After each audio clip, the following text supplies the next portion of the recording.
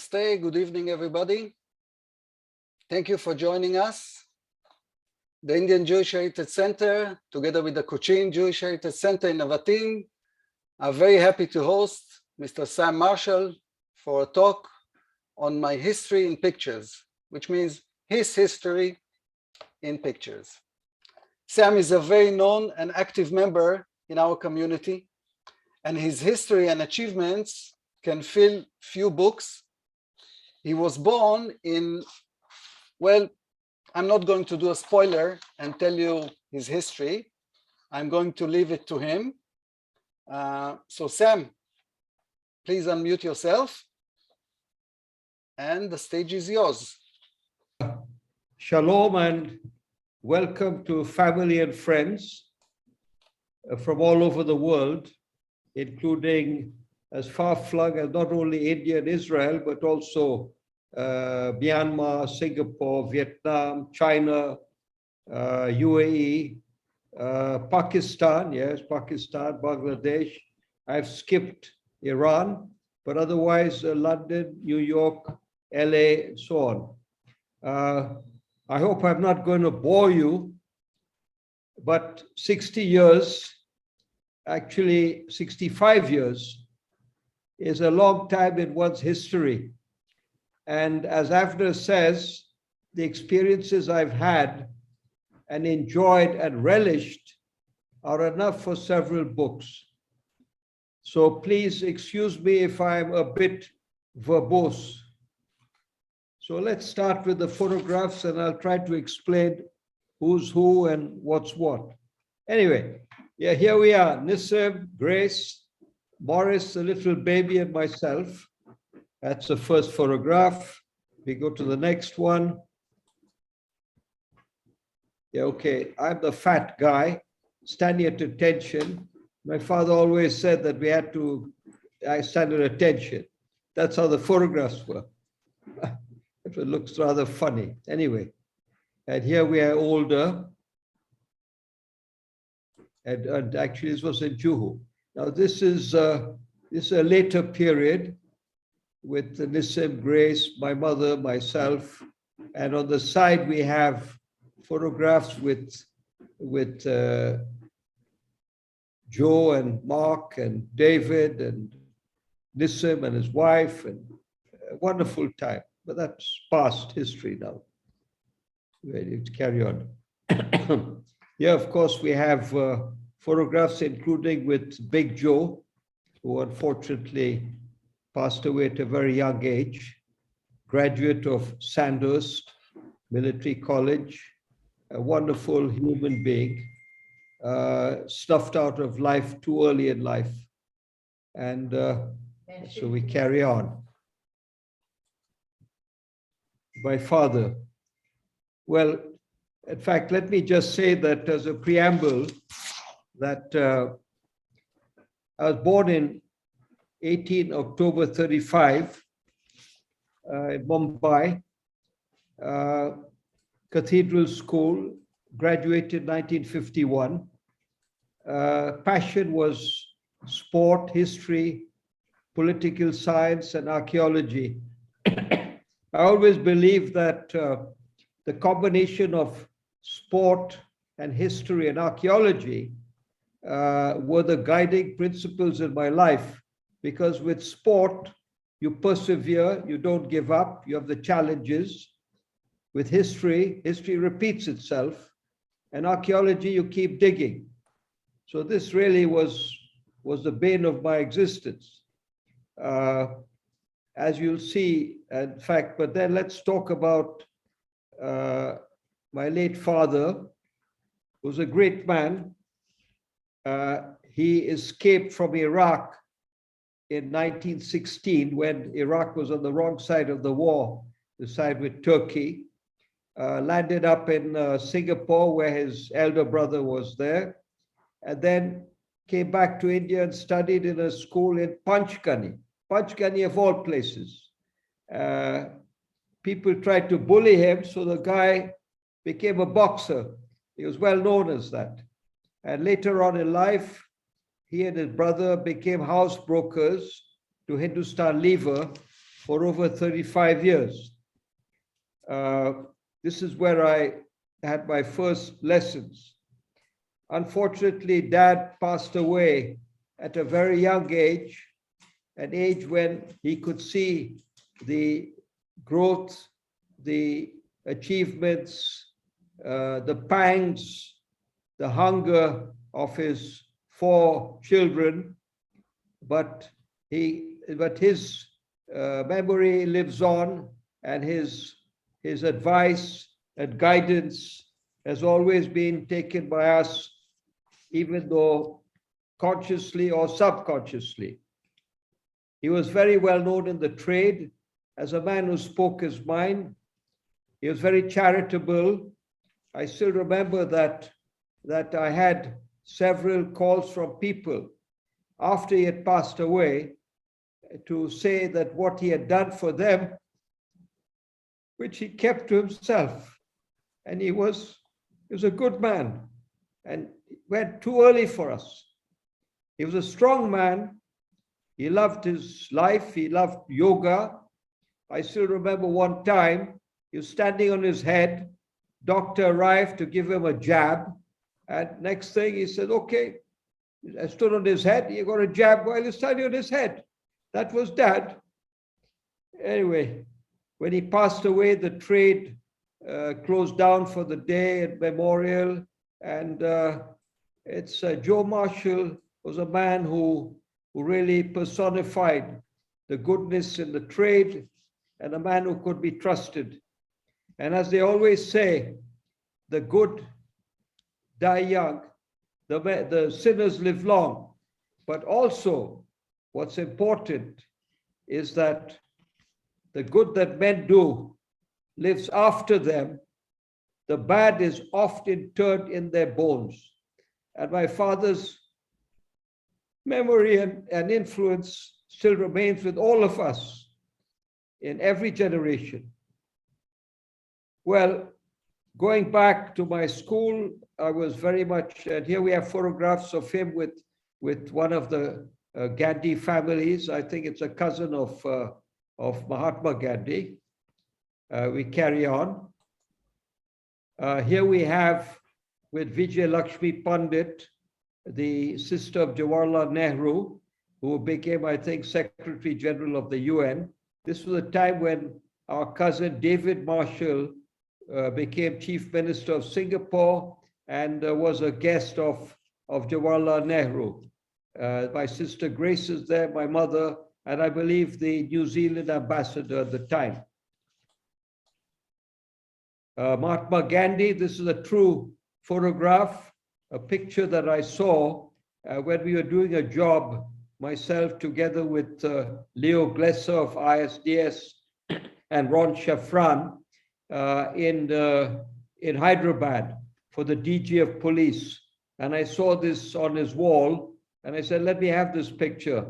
So this is, of course, Jawaharlal Nehru. This is Mahatma Gandhi coming out of a third-class compartment, Sardar Vallabhbhai Patel, the Iron Man. And we do have a little story in the family. The Mahatma used to travel all the length and breadth of India. And 1946, we were in Missouri, and there he was, leaning on the shoulders of his 2 granddaughters. And innocuous question, he asked us, what's the time and how are you doing? He was remarkable and a great saint for the whole world.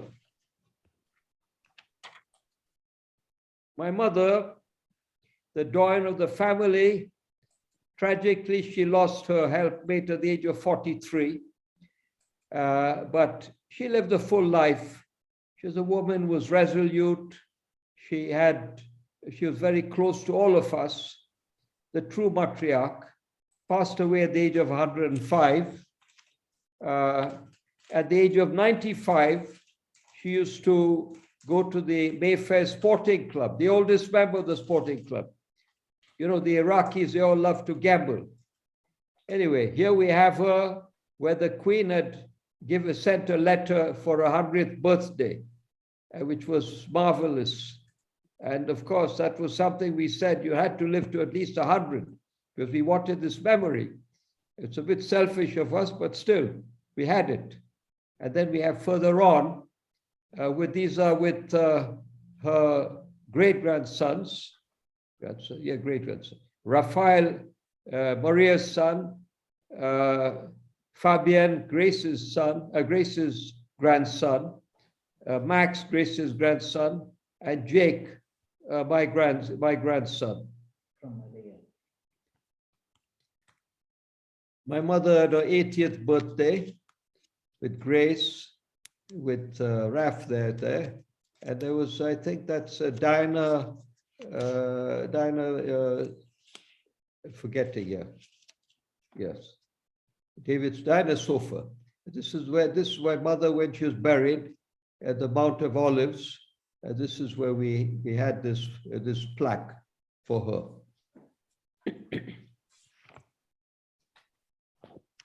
Well, here we are. This, of course, was my passion for sport. I was hockey center half, football, and represented the school in boxing, as I also did in the university. I loved sport. I loved the challenge of sport. Go on further. And this is where I was a school badminton champion.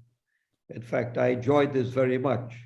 And in fact, at the age of 19 or so, I organized a Maccabi Badminton League, where we had the equivalent of Caltex, Shell, Levers, Tata, the whole lot playing. This is my team in Mumbai: P.P. Shah, Speedy Gopalan, and Raj Khanna. In fact, the other three are no longer with us, but they were wonderful, wonderful support. Particularly, I never forget Speedy, who was a doyen of the trade, a saint, literally a saint, and the father of my very dear friend Vijay Iyengar, and the grandfather of Vishal and Abhinav. So Speedy, your memory lives on. Here we have Adi Godrej and Ratan Tata, good friends. We spent some time together. I was very close to Adi when he was in the oil business, and we remain friends. And with Ratan, I've been mediated. This is the next generation of staff with Violet, my right hand, left hand, a wonderful lady, P.P. Shah, and then we had Subramaniam and Mr. Murthy, who's still with me after 25 years or so. And this is the rest of the staff. Some of them are no longer with us, but otherwise very much on the shipping side, and boys who've done very well with themselves. Here we have my contemporaries at the time, Mulchan Saula. Hi, Mulchan. I'm not sure if you're going to watch the Zoom. Then I believe Maheshwari. Then Vittalbhai Odeshi, who's no longer with us. Slim, who's, I suppose, still with us, on the castor oil trade, the number ones. And of course, Speedy himself. This is when we moved to London. This was my team in London. And we had wonderful times. This was the name of the company was Mapro. And several of the people have moved on to much higher positions in life. We were known as the commandos of the trade. And I must say that we had every opportunity to open up markets. And I can tell you a few stories there as well. In fact, in London, we became number one in the world in edible oils. And how did I get into edible oils? I was in India much earlier, and I was told by Nissim Gaon of Noga, just say, look, there's some new policy change in Pakistan for import of edible oils. Why don't you go check them out? So as usual, I made contact with SGS, superintendents, people, and got some names of buyers of edible oils in Pakistan. And I land in Karachi.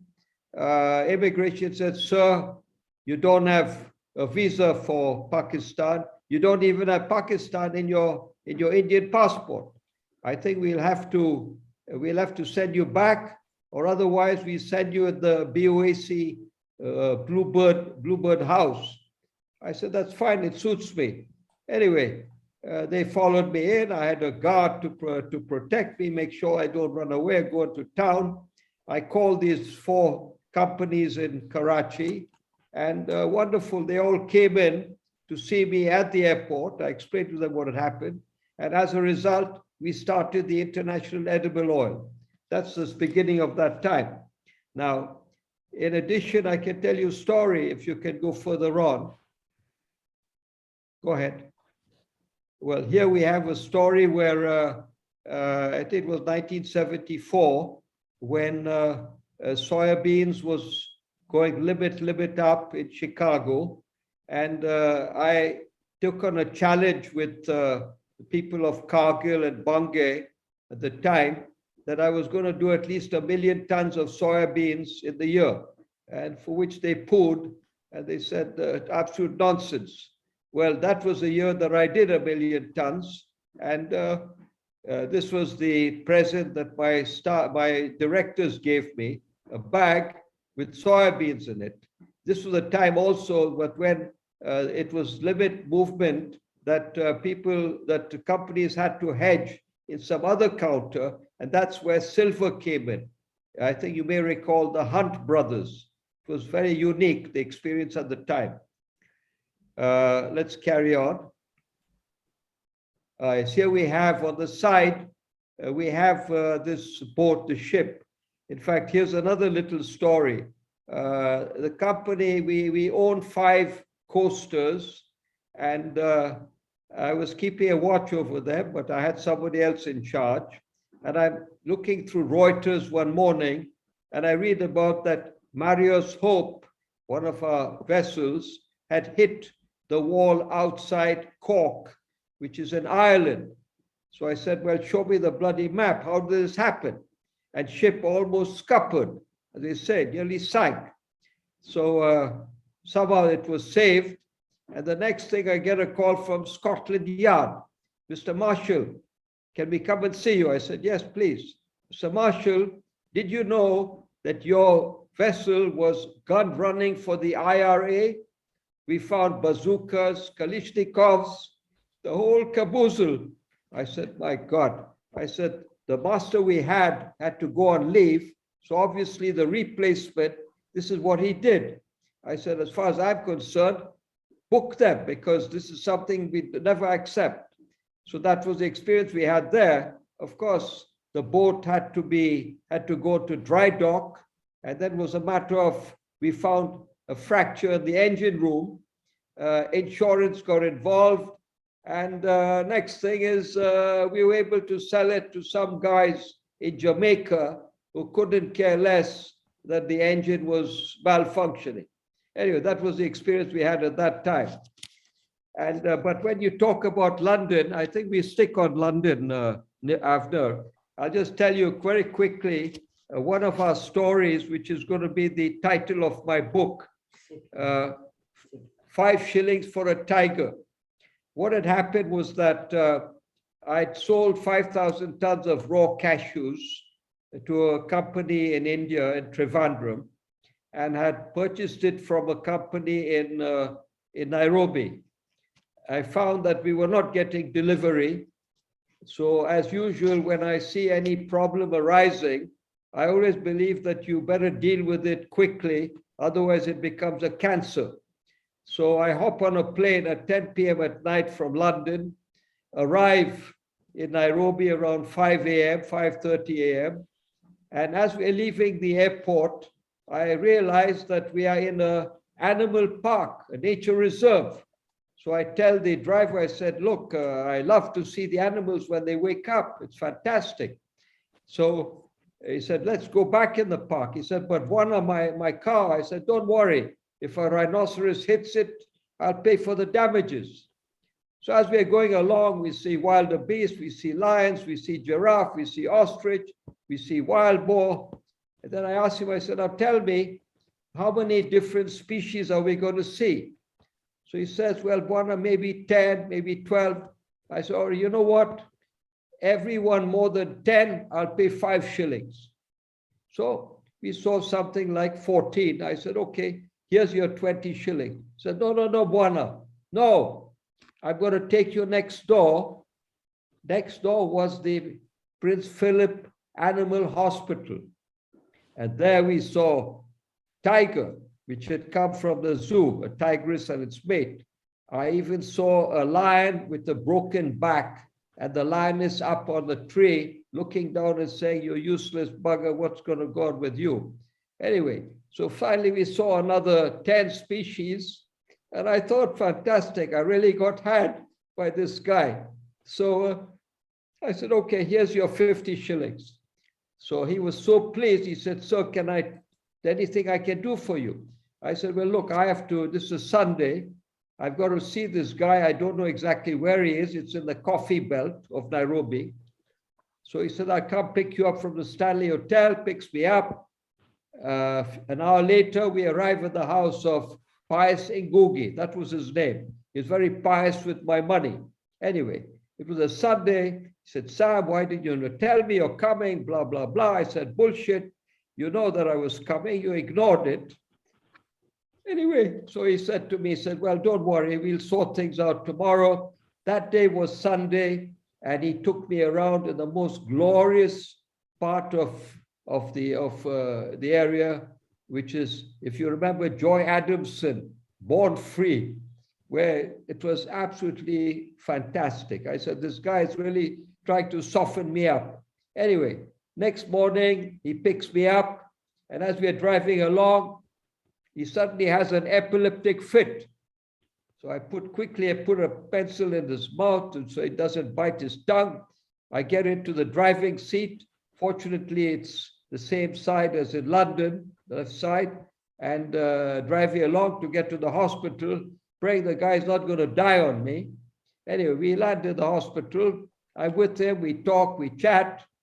2 hours later, his wife arrives. He'd forgotten his sedation. Anyway, we sorted things out.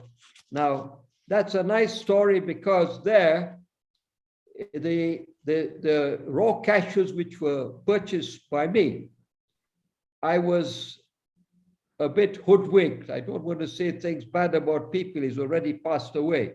But I was hoodwinked by somebody called Rajan Pillai. Rajan Pillai used to be known as the Biscuit King. In fact, Rajan had gone behind my back after I'd done an initial business with Pius. And anyway, so Rajan, as we all know, was in Singapore.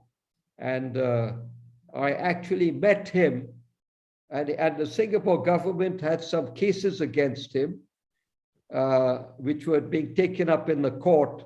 And I met him on the day at lunch at the hotel, at a restaurant. I met him. There he was, and he left the same evening on his father's passport to India.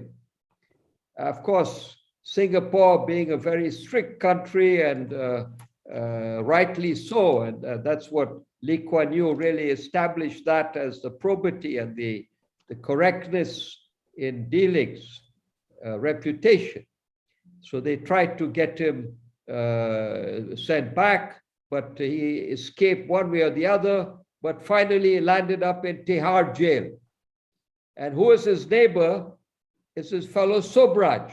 Sobraj, as you probably remember, there's a story now film called The Serpent. So these guys are neighbors. And there's a third guy also there, a fellow called Jaspal Singh Gill, who used to work for me at one time in Delhi, and then played dirty with me. Okay, but that's another story. And ended up having an affair with the American Consul General's assistant, and they decided that he was a spy with the Rawling brothers. So there he was, also a neighbor of these guys. So, you know, it's amazing how you are a sort of a link with people when you least expect it. So, I mean, this is a story that was part of my life, and I always took it with humor. So let's move on. Let's on to David. Well, David Marshall, wonderful man, a raconteur, criminal lawyer, the best, the number one in all of Asia. In fact, Lee Kuan Yew used to say that there are many criminals in the streets of Singapore who are there because when they committed a crime, they went to an astrologer and the crystal ball said, go to David Marshall, he'll save you. Well, finally, they had to change the jury system so that David would not intimidate the jury. Well, there are many stories of what David did. And one of them was, I can tell you, is that he wanted to prove that rape could take place in a Volkswagen, a small Volkswagen. So there he got his little assistant, Winnie Wee, and she's never lived this down. And 4 Sardarjis bring a Volkswagen into the courtroom. And there he proved it. You know, that was David, a man, innovative, creative, chief minister for a year and a half, 2 years, felt he had not achieved what he wanted to achieve with the British government at the time, and then resigned. And then over a period of time was a lawyer, was criminal lawyer, civil lawyer, then became Singapore's ambassador for 12 years or so to 4 countries, France, Spain, Portugal, and Switzerland. David was very much supported by a most wonderful, gracious lady, Jean Grey, whom I loved very much and spent many hours and stayed with her every time I came to Singapore. The most fabulous lady who brought up 4 outstanding children, Ruth, Sarah, Joanna, and Jonathan, all outstanding personalities in their own right. And we still have very good connection with one another. Well, here we have the Prime Minister Goh Chok Tong, Prime Minister of Singapore. I was part of the delegation that came to India for the Republic Day ceremony. I was the counter trade specialist.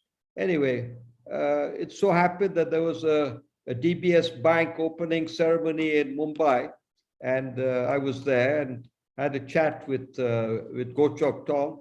And I told him, I said, I met you, sir, several years ago. And he was sort of ruminating. And while these speeches were going on, he leant on to me. He said, yes, I know. That was in London, and we were talking about counter trade. How is it? I said, sir, it's as complicated as ever. So he took a fancy to me. So next thing he introduces me, he goes to Dr. P.C. Alexander, who's the governor of Maharashtra at the time. He said, just say, Dr. Alexander, I want to introduce you one of our delegates, Sam Marshall. So I had to laugh because PC turned around and said, come on, I know Sam since over 20 years. PC used to be chef the cabinet of Indira Gandhi, and I was pretty close to the Gandhi family at the time. So that was a nice laugh. But anyway, when we talk about Singapore, I was invited there by the Singapore government to set up what they call, let me carry on with Singapore, get what they call counter trade, barter trade, offsets, buybacks, whatever. And I was one of 3 main companies. One was Cargill, the other Central Trade of Vienna, and Countercorp, which I set up. And I became an authority in this and opened up the markets of Vietnam, Cambodia, Indonesia, and Myanmar. In fact, with Vietnam, I want to tell you a few stories there, which are very interesting, a lot of anecdotes. So Vietnam is very similar to Israel if you look at the coastline. And the people there are young, dynamic, they always had to defend themselves to invaders, whether it was the Chinese, Annam, whether it was the Japanese, the French, Dien Bien Phu, and all that happened. And so I decided to open up an office in Vietnam. And I can tell you at one time I was representing British Aerospace for the Avrojet, and which was declared as the best of its type, but we lost the deal because the Prime Minister's wife at the time, Vo Van Kiet, his wife was representing Fokker. So as a result, they took Fokker and got a credit line of $5 million. But what stands out is that I was also representing Raytheon in their small jets, and we were the first American aircraft that came to Dien Bien Phu. And who was on board? Who was on board? General Giap, the architect of the destruction of the French and their pullout from Vietnam. It was a fabulous experience. Well, what I want to say is that also we were in Ho Chi Minh, and I brought the first Israeli Zvi Plada since Moshe Dayan had come many, many years earlier, and decided that we had to go to Hanoi. So what happened there is that, as usual, what I did was I contacted the Chamber of Commerce and asked them if they could organize some meetings. And we then flew in to Hanoi. It was, I think, about the 4th, 5th of Jan, bitterly cold, and waiting to see with our luggage. And along we see a placard which said, Monsieur Maréchal. I said, c'est moi, je suis Monsieur Maréchal. So here I have a nice car that picks us up. The girl is an interpreter and explains what we can see on the way to our residence. And so we arrive at these gates where there are 8 or 10 big buildings, I think 2 or 3 floor buildings. We go into one, and we have there, the maid says, sir, do you have anything to clean, to wash? The cook says, sir, what shall we cook for you? And you know, my friend Zvi says, my God, Sam, you have such tremendous influence. And I was really nonplussed. I thought, really, it's amazing. Anyway, in a short while, I see this poor interpreter is on the phone with her boss. And she says, you are not Monsieur Maréchal. I said, Maréchal, c'est la même chose, je suis Maréchal. She said, no, Monsieur Maréchal is still at the airport. I said, who is he? The Secretary General of the Communist Party of France. I said, my God, I thought it was hilarious. And you know, as they say, what's in a name, as Shakespeare said, what's in the name, a rose by any other name smells as sweet.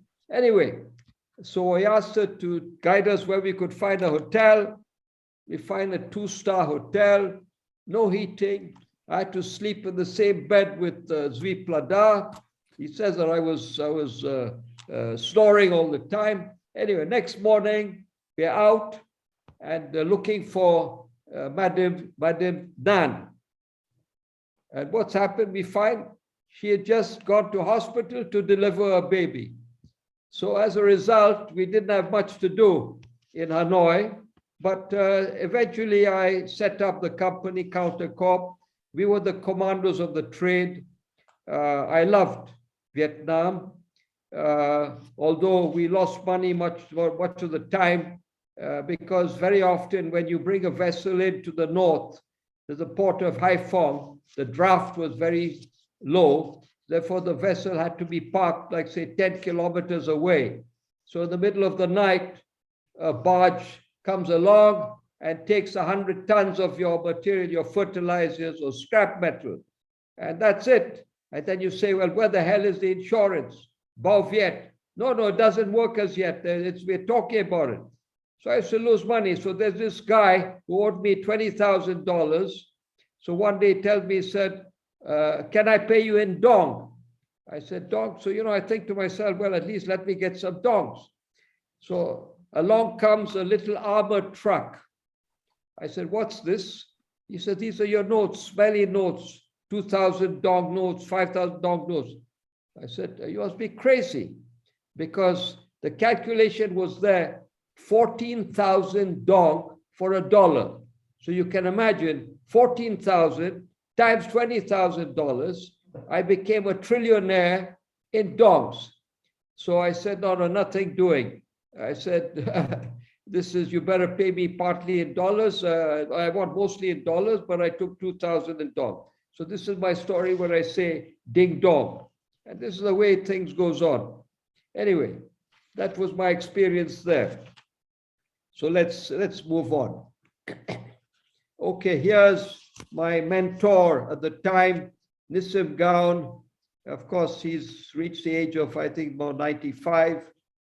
He gave me my first push, which I'll never forget. I was very closely associated with him and with David, his son. And we did a lot of business in the oil sector. Nissim, by the way, his daughter is Marguerite, the wife of Joel Herzog. And in fact, the wedding of Joel and Marguerite was a real grand affair. I had the privilege to be there. Nissim used to be somebody who would buy up a whole crop, whether it was the Nigerian peanut crop or the Sudanese sesame crop, and then liquidate it partly here and there. We did a lot of business with Iran at the time, and really it was a matter of mutual trust. So I worked with him a lot over at least 10 years. There's one case, actually, I even remember, where we bought some 2,500 tons of palm oil, fatty acid out of Biafra at the time when Biafra and Nigeria were at war. And it was a touch and go with the gunboats of Nigeria chasing the vessel until it went into international waters. It was sold to India and was delivered to India. But what is the important thing I want to say about Nissim is that I used to visit Geneva at their office at Rue de Rhône. I think it must be, if I remember, 80 Rue de Rhône anyway. And there I am sitting with Nissim and discussing markets and strategy. And along comes the secretary, Malania, I think that was the name, sweet girl. And she says, sir, Menachem Benigin is on the phone. So there, Nissim talking to Menachem and discussing about this entente together with Anwar Sadat. Next call, Anwar Sadat's on the line. So there I am listening to Nissim while he's cajoling them and working things out. Because don't forget, Nissim was a captain in the British Army. He spoke fluent Arabic and he knew how to handle people. And I think he got under the skin of Anwar Sadat. And of course, then we had the Beersheba peace agreement, to which I also had the privilege of attending. Nissim was really one of a kind. You cannot find such people any longer. Now, I think this is where I would like to connect with Tanmay Chakrabarti. Listen to what he said. Yes, Sam, go ahead. I have a little surprise to you. There's my friend Tanmay Chakrabarti, who's standing by, I believe, to say a few words. Sam, I mean, can you don't hear me? read what he says, because sometimes he wears rose-colored spectacles. But anyway, I don't know. Tanmay, can you come on? Sam, can you hear me? Yeah, I can hear you. Okay. Before we go to Mr. Chakrabarti, I have a little surprise for you. I've contacted one of your friends and he sent a recorded message. So I want everyone to listen to. Oh my God, Frederick Groth. Good afternoon. You bum. What's going on? Marshall. What do you have to Today, say? He will give a speech about his life. And I would like to enlighten you a little bit of what I saw of Sam Marshall in the past 20 years, how I know him. He is an international person, someone with a big curiosity about people, and the gift of being able to talk to everyone, whether that's the waiter in the restaurant or the CEO of other big companies. His interest in life and his passion for life, his interest in other things but work, is an important part of it. It is always a pleasure and a learning experience to be together with Sam. He literally can fill books with his stories and is able always to laugh about himself, of things he experienced, and seeing positive things of what happened to him, whether that's good or bad. Not many people have got these kind of capabilities. He's an inspirational person of being resilient, having setbacks, having gains, but always able to come back and always able to regain his strengths within himself, to recover. And that is something which I think is fantastic. He's an expert in commodities, he's expert in cultures, he's interested in a lot of things. If I think about history, if I think about religious history, if I think about geology, which he loves. And again, when being with him, it is always being like with an encyclopedia, who's able to tell you a lot about what happened. And this is something which touches over generations. Sam, thank you very much for being with me for the past 20 years. I'm looking forward to the next 20 years, and I wish you a great day today. And I'm sure people will find it interesting, whatever you have to say. Thank you very much. Thank you, Freddie. Freddie, Okay, he's a that wonderful was the guy. message from him. Yes. And Sam, Mr. Chakrabarti is not on the list unless he is here with a different name. And if he is, please just raise a hand or something in the chat. So I'll be able to unmute you. But until it happens, we can continue. Yeah, okay, all right. I think Tanmoy would not mind, yeah.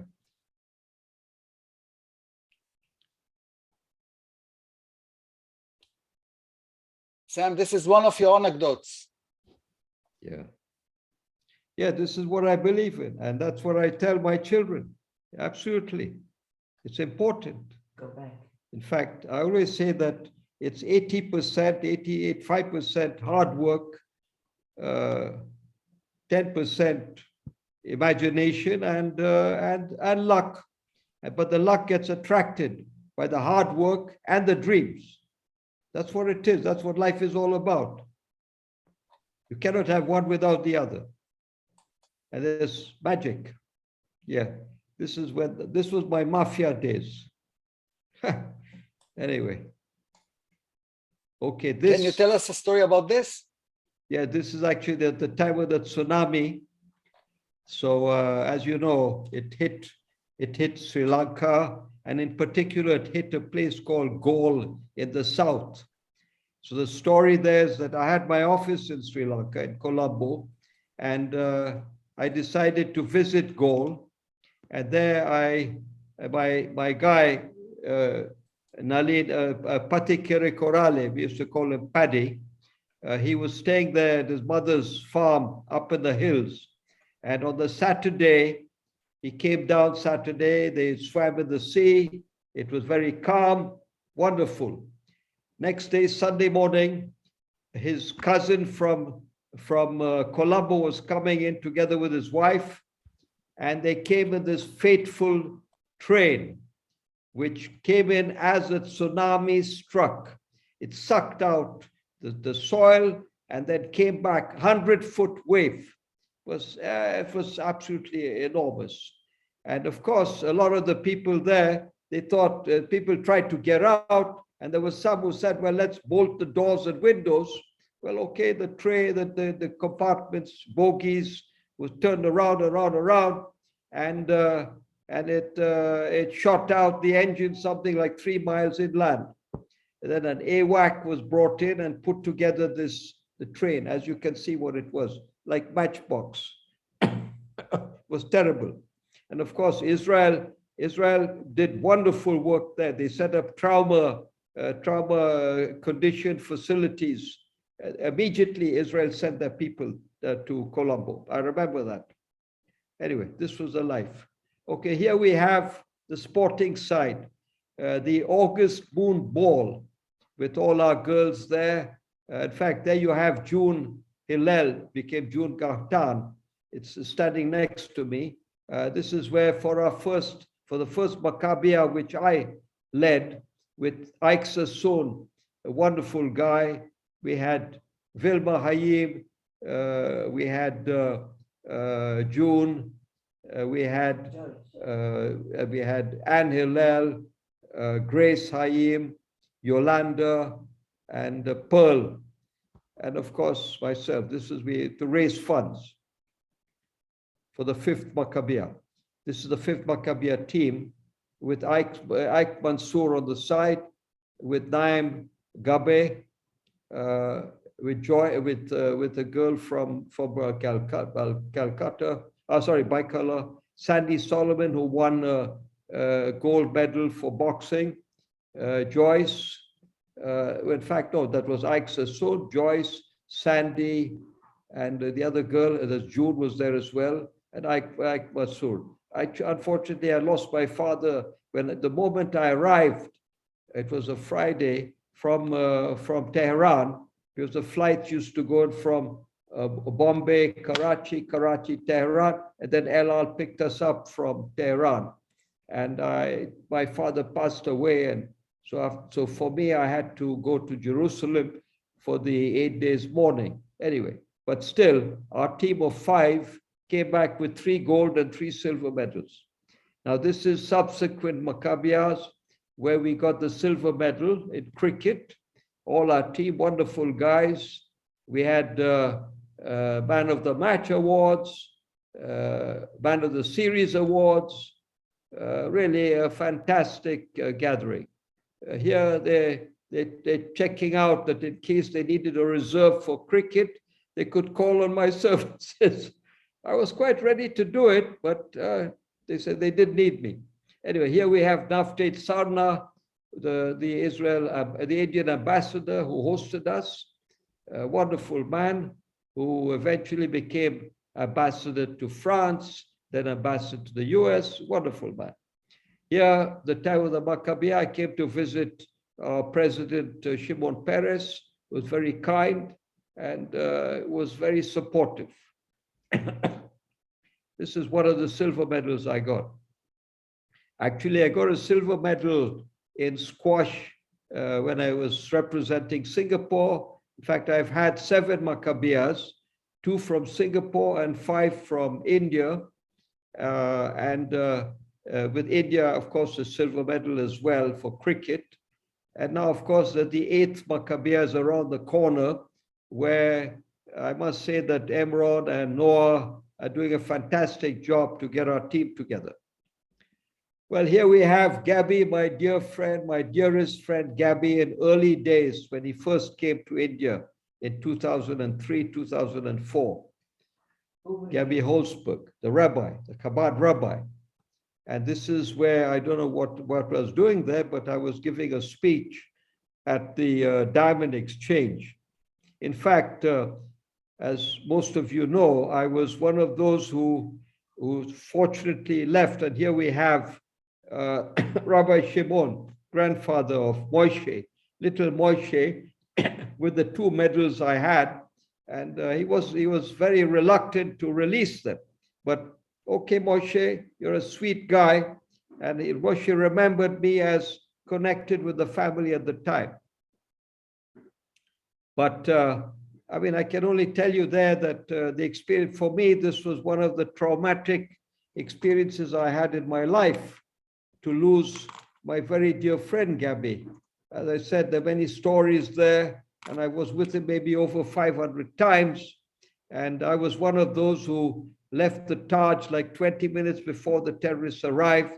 Normally, I would be going around the swimming pool to rehab for the cancer. I had a cancer of the esophagus, and they took out half my stomach. So I had to rehab in order to get back my strength. But that time, I'd arrived on the Monday, and I was invited for dinner at Orna Segev, the Consul General's home, which I accepted. And that was the Wednesday.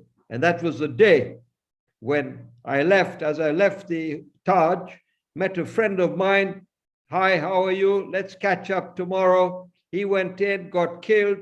I went out, I was saved. So as they say, the good die young, the sinners live long. So I have a long time to go to redeem myself. Anyway, so there I was for about 3 days outside the place, the hotel, and could not go to the hotel. Finally, I went to I mean, this is an interesting story because I'm probably one of the few people who spent time in the United States on a non-existent passport.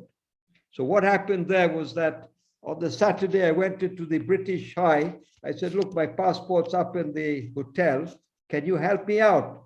They said, yes, well, we'll give you a laissez-passer. So they gave me a laissez-passer document. Anyway, on the Monday, when Israel had sent an aircraft to pick us up late in the evening, I thought, let me take a chance that maybe I'll get my luggage. And sure enough, they were very kind. I was able to get my luggage, found my passport, and then traveled with that passport and the family to Israel. Then went on to Vietnam on the same passport, and then finally turned up around the 21st of Jan to attend my daughter Maria's big event representing the UK at the Sundance Film Festival for films. So there I arrived at the airport, and immigration said, sir, Mr. Marshall, will you come to the side? Come inside. I said, yes, what is it? Mr. Marshall, when was your passport stolen? I said, what's stolen? This is my passport. He said, no, this passport doesn't exist. It's been canceled. I said, oh my God, you're right. I forgot. He said, you know, we have to send you back.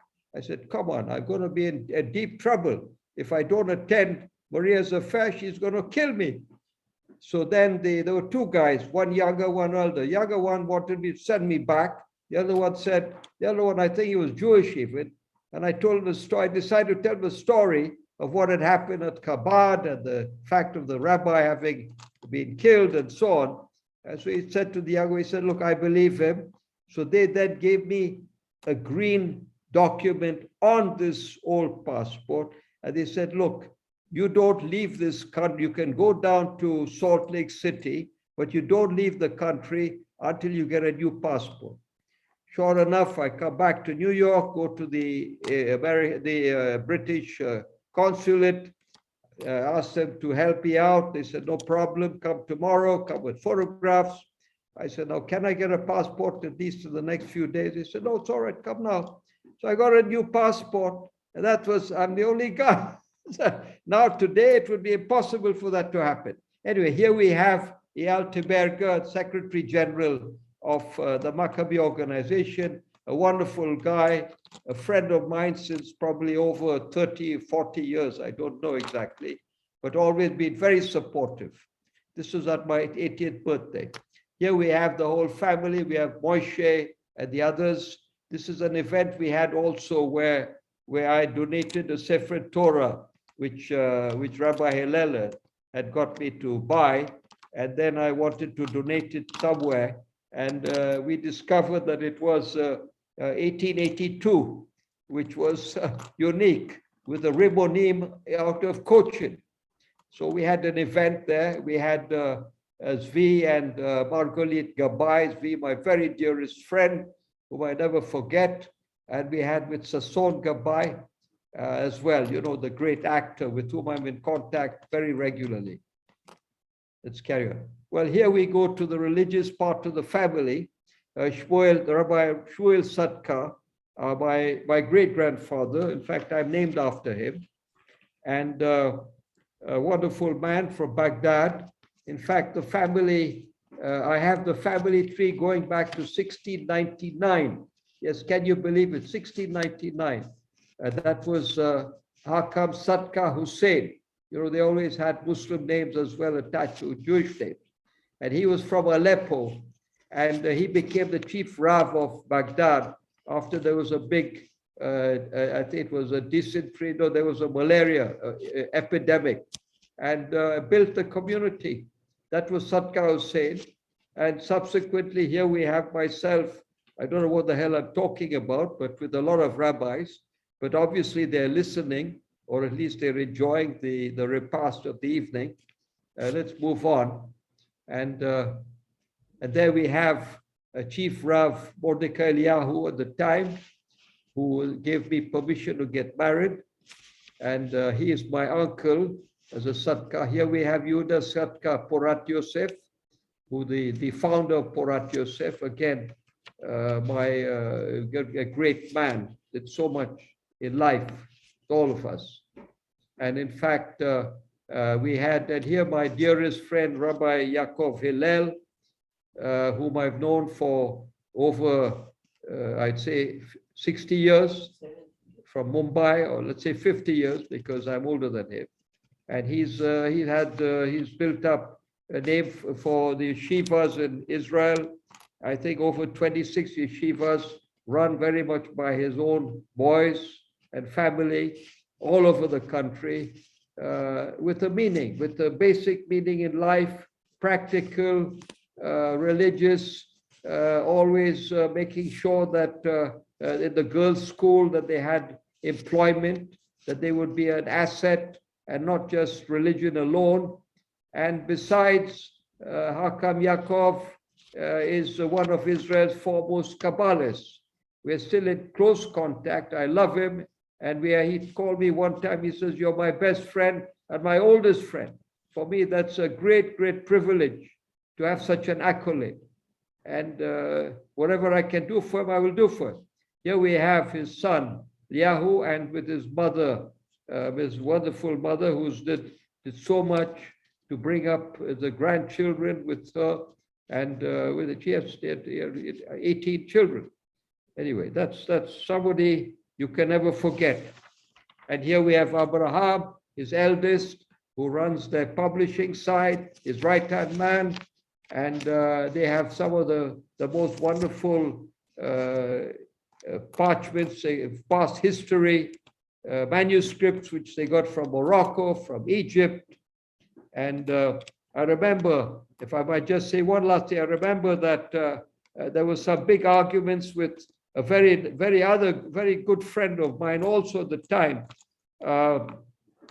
Meir Benayahu, Professor Meir Benayahu, the brother of Mr. Nissim, he used to be minister in Shami's cabinet, a wonderful man as well. And so there was arguments about the manuscript, which was 3,000 years old, which Rabbi Hillel wanted to publish, and this went on, you know. But again, I would say that with Meir Benayahu, I always remember him, that he had a big collection of ketubim. I think maybe about 15 or 20 ketubim, which I believe his son Hanan and his daughter, his wife Sandra takes care of it. Anyway, here we have okay. Now here we have Givat Takmoshet, Ammunition Hill, which is another story, and where I happened to visit on the introduction of my dear friend Leo Glesser, and there we have Kacha together with General Jack Jacob. Anyway, so I see this film about the taking of Givat Takmoshet, where every soldier who went up a narrow defile was killed. Next one replaced him, was also killed. The Jordanian shooting from above, but still they wanted to capture the highest point in Jerusalem, and they did. And I believe that every year there's a visit of the Jordanians and wherever else to commemorate this. So I became very emotional. So I asked Kacha, I said, "So Kacha, what do you want from me?" He said, "I want a flag." I said, "A flag? What do you mean a flag? You've got 100 flags over here." He said, "No, I want a flag that's 90 feet high with a big pole, and I want you to give me the flag." I said, "Okay, I'll give you the flag." So he gave me the privilege to have the flag, and that's my flag that's flying, together with Electra. So this is the time where I made the speech. I gave my words, the time Am Israel High, and here we had Birkat. Enid Birkat, who was a great person. He was the mayor at the time, also spoke with great feeling, emotion, because this was the highest point, and what Israel did to achieve this, it goes in the annals of history. And here we have, then we had subsequently, we decided to try to commemorate Lieutenant General Jack Jacob, the legend of India, the legend who took the surrender of the Pakistan army in the war of liberation of Bangladesh. And so we decided, because Jack was a very, very dear friend of mine, and together with Abe Sofair, my dear friend Abe Sofair, you know Judge Abe Sofair, who's historically so well known, who even judged the case of Arik Sharon, the Time magazine. Anyway, so Abe joined me with financing this, and we put up a wall plaque for Jack, which you can see over there, where we had Pavan Kumar, the ambassador at the time, who, by the way, is now ambassador to Moscow. Again, he keeps in close contact with us. And he's, by the way, is a good friend even of Avner. Avner, he and his wife, both. Wonderful man. So this was a plaque we had at the time. Well, here we had Rabbi Mendes Gerlitzky, a Chabad rabbi from Tel Aviv, who also attended, and with whom I've been associated, must be over the last 20 years. And he made the remark one time, he says, you know, that you're always there at the right moment when needed. And you're a doer, you get things done. Well, I said, okay, but that's God's graciousness, God's will, that I keep myself open to these opportunities. And I'm there to be answerable. Anyway, so he's a good friend of mine, and we're still in close contact. And here with Zvi Gabay, a man whom I never forget. Zvi, my friend, you are great. You're a poet, ambassador to Ireland, consul general in San Francisco, in all over, deputy secretary general of the Ministry of Foreign Affairs. You really got stuffed up too early, damn it. He's a poet, a writer. Zvi, your memory will always live on. You and with Sasson. Well, here we have my brother-in-law, unfortunately no longer with us, marriage to my sister Grace. We have Angie, our cousin, my brother Nissim, and of course there I was reciting the wedding vows and the ceremony. And here we have Maria at the back, we have Caroline, Fabian, Max, and another son, another child. And but let me say this, that Hans was another person who had a great impact on my life. I think we must have known one another for over 50 years. We used to travel the length and breadth of India. We traveled to Iran several times, Pakistan, Bangladesh. We had a very great affinity. He trusted me, and of course, I never betrayed his trust. Nidera at the time, Nidera of Concordia, became #1 in edible oils in the world, and I was the #1 edible oil broker in the world. We used to do about 2 million tons a year, and so that's how we got together.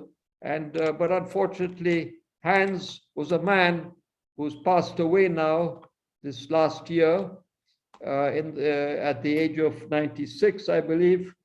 I had the privilege to deliver his eulogy and to recite the Kaddish for him, the family.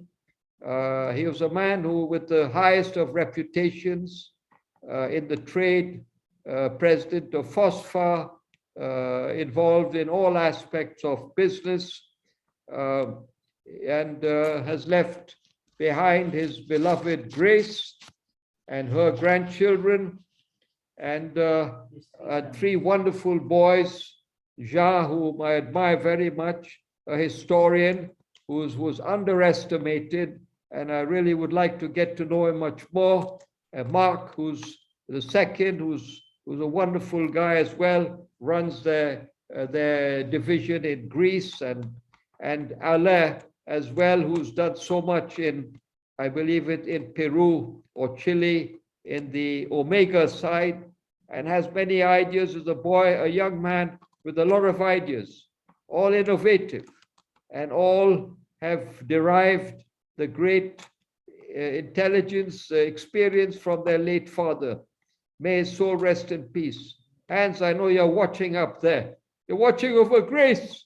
Bloody hell, take care of her, damn it. Okay.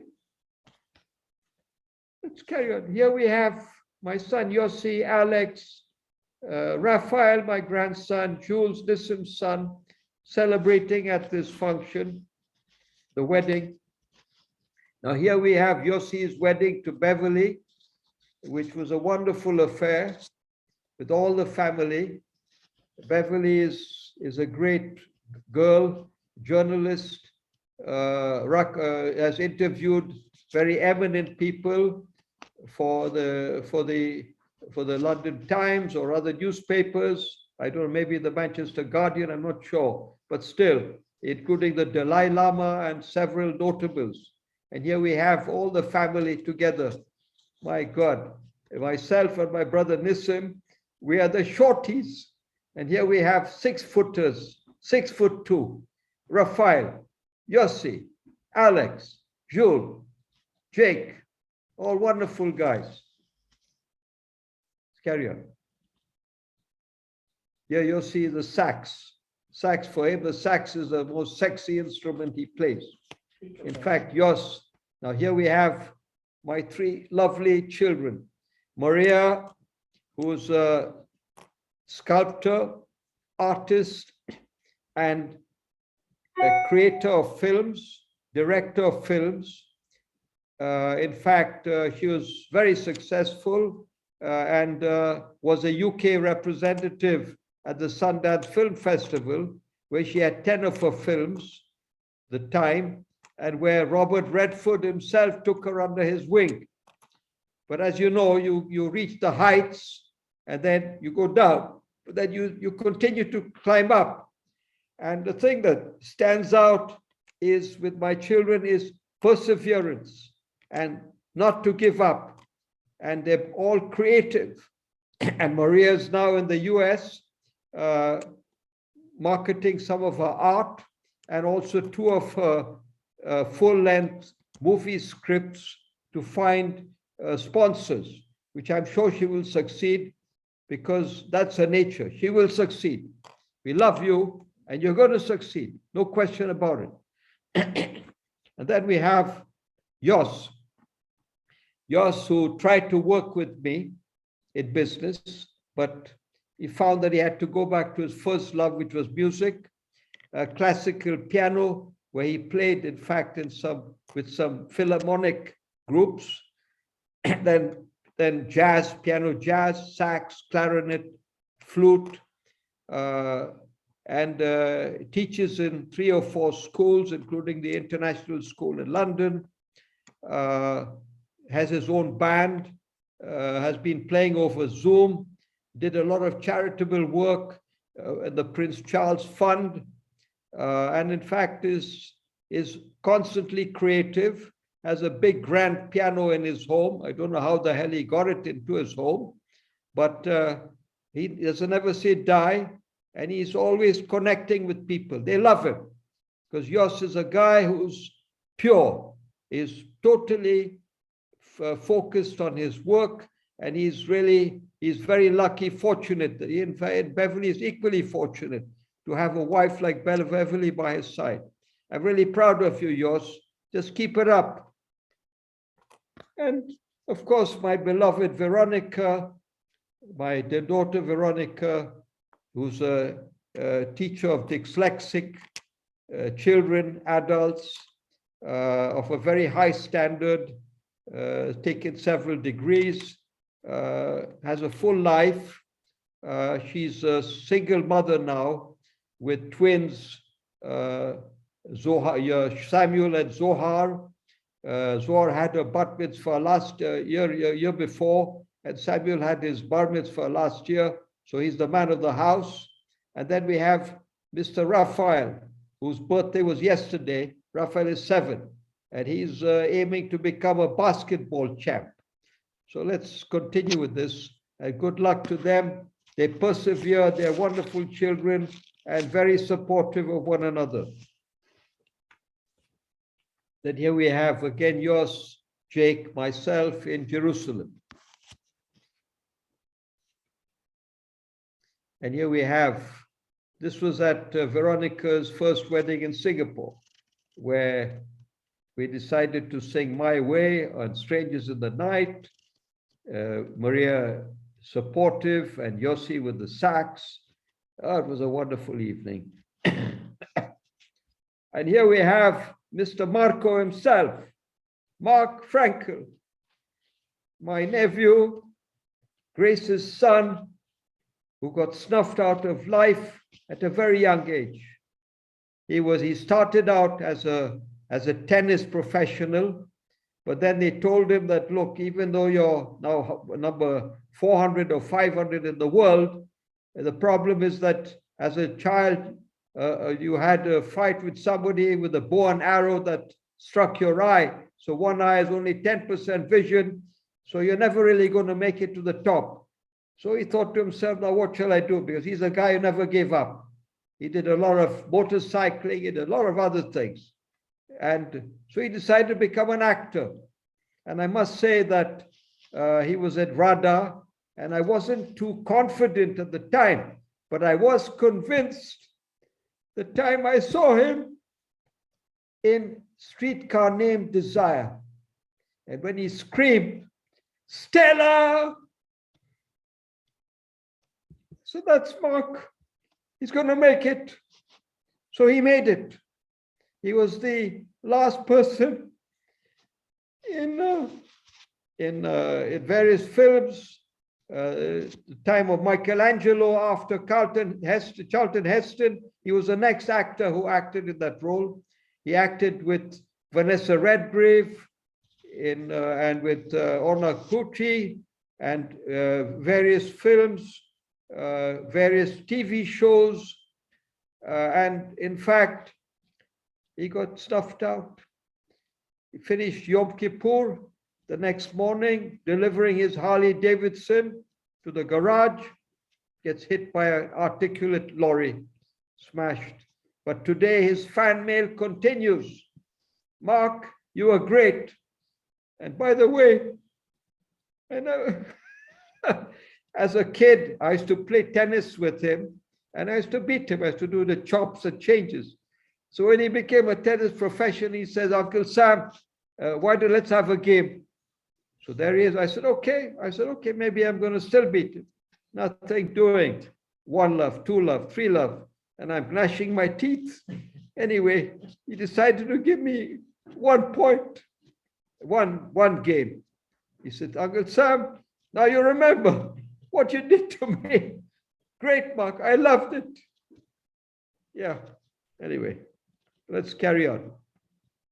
Well, here we have Jake, one side, of course, younger. We were in Alaska with Raf, and Jake he graduated cum laude in Edinburgh University in geography and I believe business studies. Raf graduated at Birmingham University in environmental science. But what the hell do these guys do? They believe in life, they enjoy life. So Raf has decided he loves the sea. He's traveled around the world, and he's now, in fact, he took a degree as a master. So he's master of yachts, enjoying himself in the BVI Virgin Islands, was in Croatia last year, and he's doing a fantastic job. He's a smart guy. He inveigled his girlfriend to study about, to become a chef. So she's a chef on board with him as well. Anyway, and with Jake is doing work with a company recruiting engineers for the US market where there was a shortage. And now he's in Zermatt, where he's taken up a course in becoming a ski instructor, which he's already a ski instructor, but now he's really a super ski instructor. These guys, their father is Swiss, and now they're doing wonderful work. Here we have little Zohar, Veronica's daughter. at a younger age. She's a real minx. You can see already the beauty. And let's carry on. Next one. Here we have with her brother Shmuel, the twins.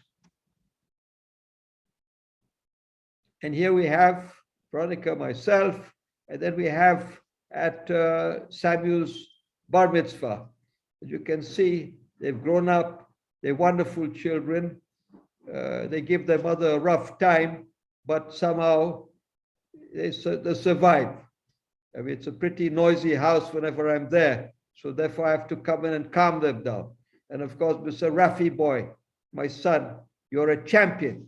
I'm going to see you playing basketball and with wonderful grandchildren. Thank you, Veronica, the way you brought them up.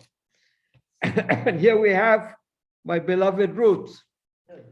I must say here that I've been blessed, having been married 3 times. I believe in polygamy, like our patriarchs, but nothing like Osama bin Laden's father, who had 10 wives at different stages, and then had 60 children, of which Osama was one of them. So you can imagine, with me, my 3 ladies were all unique. Odette from Israel, mother of Yossi and Maria, grandmother of Raphael and Jake, a fanatic on yoga, Iyengar yoga, a wonderful lady. Irma from Tripoli, Gaddafi country, an outstanding lady, did very much for Singapore. In fact, you see the Singapore Museum they talk about. Well, that is in the building which Irma was the one who designed. She was the architect of the building. And in fact, she did wonderful work. That's the J. Bala Center. Irma, really, they never forget you. And I don't think they forgive me for having divorced you, because otherwise, that as a result, you moved out of Singapore. Well, I must say that you've done wonderful work. And of course, with Veronica and the grandchildren. And finally, to Ruth. Ruth is someone I lost in Bombay when she was 18.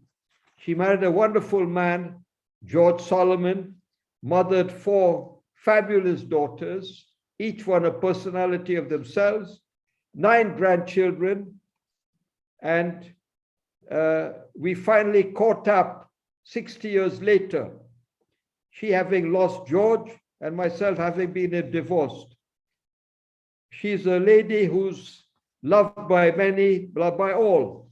And in fact, I have a problem, is that when there's an argument, there's Ruth, there's her siblings, or 4 siblings, there's her daughters, there's 9 grandchildren, and then there's also my children and my sister Grace. So I end up with like 24-1. Is that fair? Anyway, she had to put up with my idiocy, my foibles, my idiosyncrasy. And as I told her, I said, I'm going to make you suffer for making me wait for 60 years. Well, let me say this. She's a lady with a $1 billion smile. She's a woman who has uncommon common sense. She's what we call love personified. And you can all be proud of her. And by God's will, we have a contract which we've signed that neither of us is going to part at least until the age of 100. So we still have another 12, 13, 15 years to go. And who knows, maybe even beyond. Thank you, Ruth. Without you, I could not move much forward. Thank you, my beloved. And I must say that Ruth, I must say one thing else, that Ruth and my ex-wives are also friends. And the trouble is that Ruth and Irma, they get together now and again. And I don't know what the hell goes on, because the next thing I get some reprimands, one way or the other. But, what can I say? They're both Italian, or at least Ruth was 40 years in Italy, and Irma's Italian. That's how it goes. Yeah, well, this is what I taught my children. And I must say, and even for my grandchildren, they must know this, that you must excel in some pursuit so that you are doing something in life to be somebody. But of course, with Yossi, Maria, they chose the most difficult careers where the hell can the father help them? Although, of course, I've tried now and again, and I'm very supportive, and they know it. Well, that's the way it is. Sam, from now on, we will speed up a little bit, okay? Ken, you want me to talk about, this is Muhammad Ali with the Beatles. I want you to speed up. It's a true picture. Okay. And here we have with Narendra Modi, our PM, when he was chief minister in Ahmedabad. I've had a lot of interaction with him. And of course, Jacob Katan, my beloved friend, who is to be vice president of the Diamond Exchange. Jacob, keep well. We have to be in touch with one another more often. And here we had, I was given an award. I don't know why. They said, you're the father of the Indian pulses and agri-commodity trade. This was actually at some conference, international conference. And, Sam, they also said that you are a legend, right? Yeah, come on, what legend? What the hell are you talking about? They call me a legend. So I said, I had to laugh. I said, you know what are legends? Legends are those put in pasture. That's the end of them. I said, nothing doing. I'm not going anywhere. I'm here. I've got many other things to do in life. So that's it. Legend, to hell with legends. Come on, let's carry on with life. I'm here with Sachin. In fact, we had, Sachin and I became quite good friends because we did security for his home. This was with Ron Shafran. And there's a little story with Sachin, I must tell you quickly, is that he's at London watching Wimbledon. Then he gives me I suddenly get a call from him. He said, did Abhishek call you? I said, Abhishek, which Abhishek? He said, Abhishek, Abhishek Bachchan's son. Anyway, 5 minutes later, I get a call from Abhishek. He said, Mr. Marshall, we need your help. We had a burglary attempt at our home in Juhu. Can you arrange to bring us some Israeli security to try to protect the house? So sure enough, that's what we tried to do. And of course, they did some job. In fact, because Amitabh, is like a god. And what can you do on a Sunday? You have to meet the people. But thank God he's still protected, he's alive, and he's still a factor in every Indian life. And of course, Sachin as well. Okay, here's my friend Leo Sushad. In fact, Leo apologized. He said he would have come on to listen to the Zoom, but he's got a big show going on tonight. He's wished everybody good luck. Anyway, with Leo, and here we have him with Sachin. In fact, with Leo, it's just that I had like 80 shows for him, and in India, all Southeast Asia, even as far as Salzburg, where he became a brand. Here we have him with Mukesh Ambani, the boss of Reliance, at Nita Ambani's 50th birthday celebration, a 3-day affair. Here we have Ranbir and we have Amir Khan, together Leo and myself. And here we have Leo and myself entertaining some of the audience. I was singing Love Me Tender and My Way, and Leo is very good with the guitar. He's a talented young man.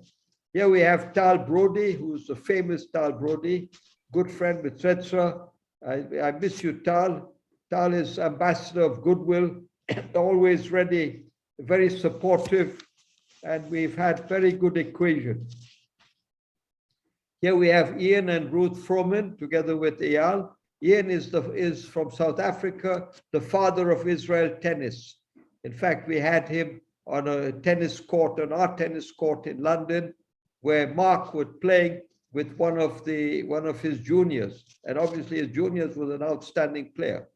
Anyway, and here we have Azam Premji, the head of Wipro, who was my contemporary at a young age. His father and my father were very good friends and business together. Wipro is in that business of oil. Here we have myself as a sharpshooter. In fact, what happened here was that this was organized by Tal Skolnick, who has his own academy. I've been with Tal many, many times, including in Gujarat with the Forensic University. And Tal is the foremost Krav Maga teacher. We had like several affairs. We had even including the commandos of Pune, where we taught them Krav Maga and also dealing with VIPs on a moving car. Outstanding. Tal Shalom. Here, I don't know why they gave me the award, probably because I was the eldest guy in the crowd. This is from the Director General of the BSF. In fact, what happened was that we had a demonstration for Bluebird drone, which we brought to India, and this was at the border in Jaipur. And they were very appreciative. So they gave me this award. Here we have again our friends.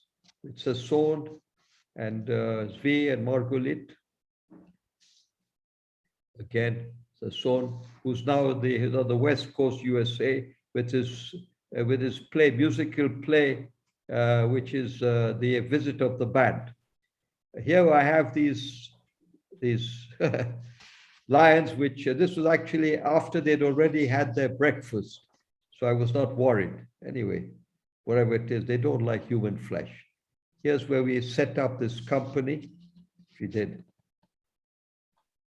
Well, this is what I tell my children and my grandchildren. We were the commandos of the trade. We opened up the markets of Brazil, of Argentina, the USA, of Memphis. We even had an office in Memphis because the guy I was running that office was from Memphis.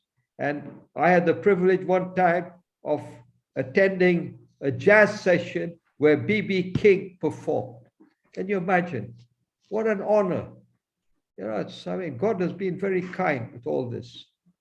And, you know, this is what I thought from the beginning of my life when I was 17, 18, and dabbling in the idea of becoming a monk, going to a monastery, but then gave up the idea because it would have been too big a change. But this is what I came to this opinion, that we are links. Some of us are links, leaders around whom others gravitate. And you keep yourself open for this. This is why I really want to do something even for the heritage. Now, this is where I loved Omar Khayyam as in fact, my father he used to spout Omar Khayyam. So these are fun, wonderful words, which I'm sure you love, where, as they say, as time is slipping underneath our feet, you're unborn tomorrow, dead yesterday. Why fret about if today be sweet? This is it. This is life. It's our chance. But I want to add something else, is that I still have some projects. I've got the Kehilot Center Museum in Jerusalem, which is where Rabbi Hillel has taken up this big project against great odds. It is the museum where the Schneider Museum took place. Schneider was an anti-Semite. He did good work for children, but he was an anti-Semite. And in the same grounds, you had the Roman legion who came to destroy the second temple, Titus. The same grounds, part of the legion was there parked in the same grounds. You know, Titus was the one who destroyed stone by stone of our temple and became, well, because Rome decided that you had to destroy the sanctuary, the Beit Knesset, as they're trying to do the attack that just took place in Texas. And it also was the grounds where the Templars also served Jesus. So, you know, this is a big event, which a historical place, which is going to become an important place of visit. And the other project is Givat Takmoshet, which Alon Wald has got the assignment, and he's doing wonderful work, where they're going to have amphitheater, they're going to have big events, they're going to do a cleanup job, a wonderful place, political, social, historical, which will become, they hope it is the third or fourth most important place to visit in Israel. In fact, I've asked Eyal, and I have to suggest it to Alon, that let's get some of our diaspora athletes who come in from abroad and organize that, let them go and visit Givat Takmoshet. Let them know something about the history of the place with the highest point of Israel. And by the way, I forgot to tell you that at the event at Givat Takmoshet, Leo Glesser had taken the initiative to invite the wife of Narkis, General Narkis, who was one of those who took the victory. And she was in tears because from 1967 to 2009, whatever it was, people forget. And this was a chance that she and her sister got the kavod for her husband. That was marvelous. Leo, you're a great guy with a great heart. Always will be the same way. You're my brother, my younger brother, with whom I fought many times, but we understand one another. By the way, he called me one time a mensch, and I thought he'd said something else. I thought he was saying, you schmuck. So I was really ready to have a fight with him. He said, no, mensch. I said, what are you talking about? He's a mensch. That's what it is. Anyway, let's forget about it. Sam, before I give you the mic for the last things that to conclude the evening, I have two more small surprises. Two people that could not attend, and they would like to say something. So I will read it on behalf of them since they cannot come. The first one is retired Admiral David Ben Bashat. He was the former chief of the Israeli Navy, and he was also my commander for a while. And this is what he wrote. I know Sam for many years, from the time that I was defense attaché in Singapore, 1996. Sam, as one of the most respected person in the Jewish community, helped me a lot and showed me how to find my way in the Asian culture. With his wisdom and experience, he gave me many good advices that helped me to do my job very good and to service my country in the right way. He is a wonderful person, and I owe him a lot. We became very good friends, and we keep contact all these years. I'm sending to my good friend Sam all the blessings for many happy years. This is from retired Admiral David Ben Bashat, the former chief of the Navy, Israeli Navy. Thank you, Dudu. That's wonderful words. I appreciate it. And Really. The second message I have for you is from Vijay Iyengar.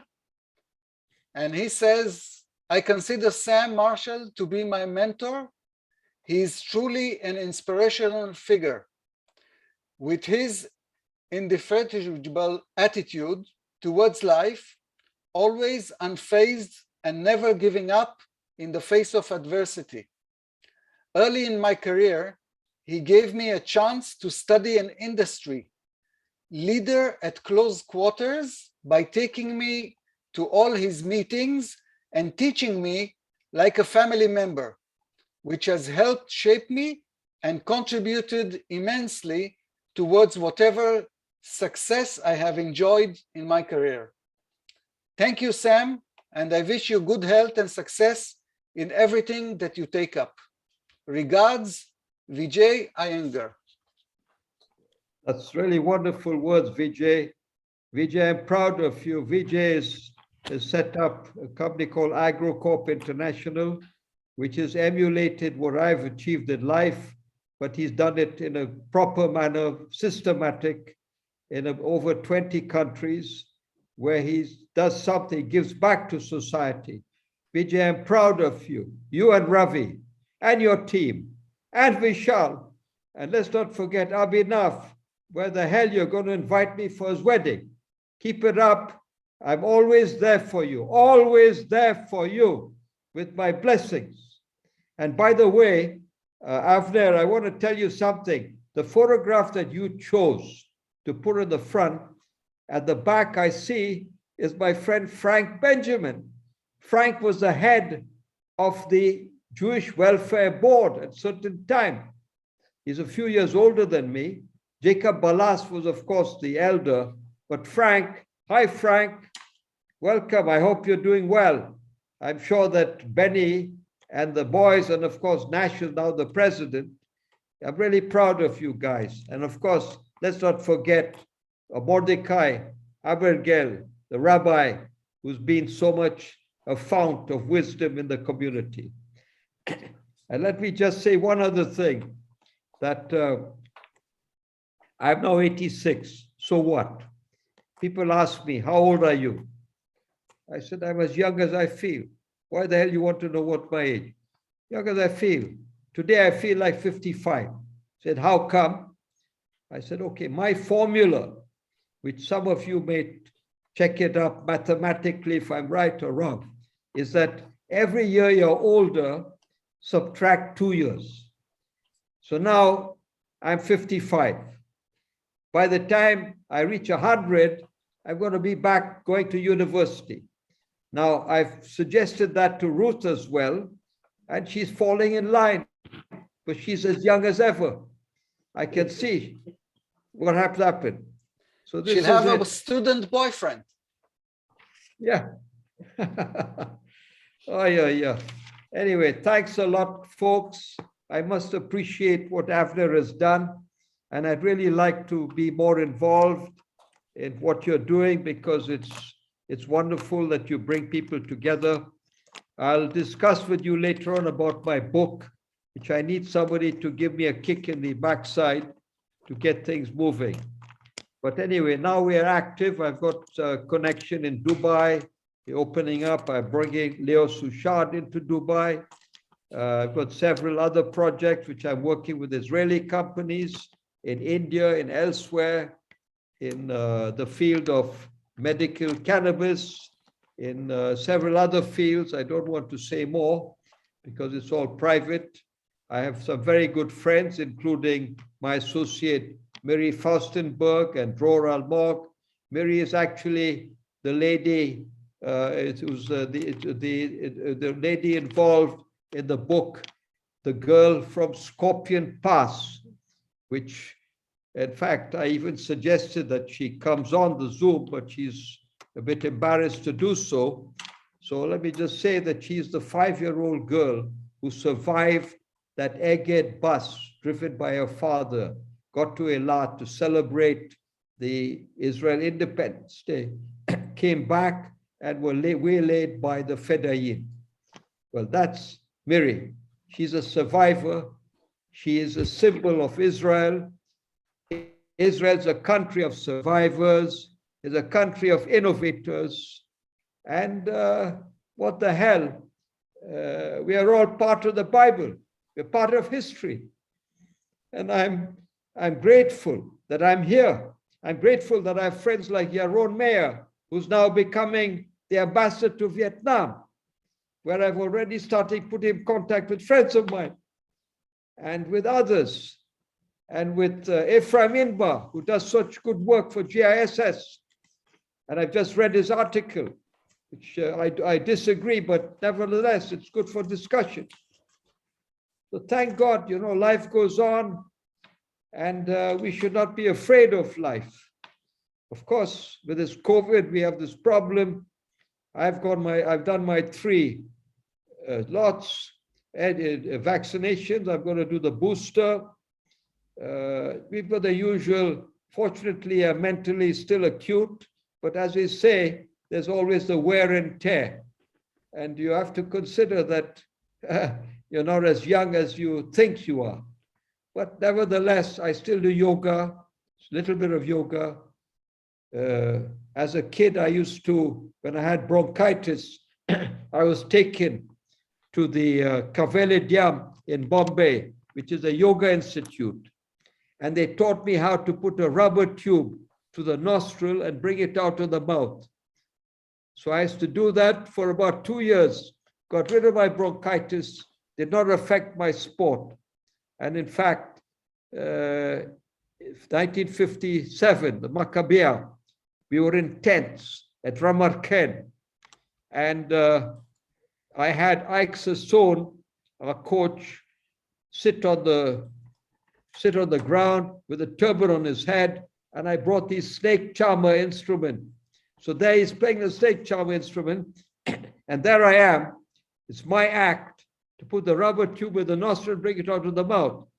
The bloody thing is that I didn't have any Vaseline at the time, so the damn thing got stuck. Anyway, I got it out. So then I said, can you do it again? I said, no. One worm in the stomach is enough. Anyway, we then had the reputation that we could do the rope trick. So we got our smallest, youngest member to be on top of the tent, but the tent collapsed. So that was the end of that. Anyway, it was great fun. The Maccabea is always great fun. And I must say that Eyal and the whole team, they do wonderful work. And I'm grateful to them. And now there's a museum of all the artifacts going back from the beginning of the Maccabea, where I hope we will have some of our Indian artifacts also on display. That's what we're working on. Anyway. Sam, yes, sir. First of all, thank you. Thank you for sharing with us your fascinating story. We are all fortunate and lucky to have you as a community member and have you as a friend. And I'm not going to say Ad 120 because I am not going to limit you. So we bless you with a lot of, with many good years and happy years together with Ruth. Amen, amen. Amen, amen. Beautiful family and grandchildren and many great grandchildren. Well, please God, let them all be relevant. And above all, whatever we can do for Israel. Israel is my home, my country, and my friends are here. And this is my blood. And I'm back. I made Aliyah in 2016. And I'm now living in Netanya by the sea, which has become very stormy of late, but doesn't matter. I love storms and electricity. Anyway, by the way, I don't know if Alon Gore is on board, but Alon, anything I can do with that, the script that you're working on, the Indo-Israeli script that you're going to have for the Indian audience, let's go over it whenever you feel like it. I'll probably, maybe I give you a few more ideas. Alon Gore is a director involved with Mossad, the film Mossad, which was a great success. He's a wonderful guy. Alon Shalom. And Alon Wald, if you're there, Shalom as well. He's and here. All of my friends, whoever's there. And whoever missed it, your fault. You missed it. Guys, so thank you to Sam. Yes. And say thank you to your better half that helped you make this presentation. Come here, please. I'm sorry. Come here. No, I insist. Okay. This is for your daughters, your grandchildren. Hello, everybody. Look at that. Thank you. She doesn't look more than 50. Oh, yeah. If I'm 55, she has to be 50. Okay. Hello, it's good to see all of you all. Thank you all. Good night. God bless. Guys, you have a lot of compliments in the Great. chat. I'm sure you're there. I will send it to you later I on. miss you. Okay. Shalom. Bye, everybody. Ciao, ciao.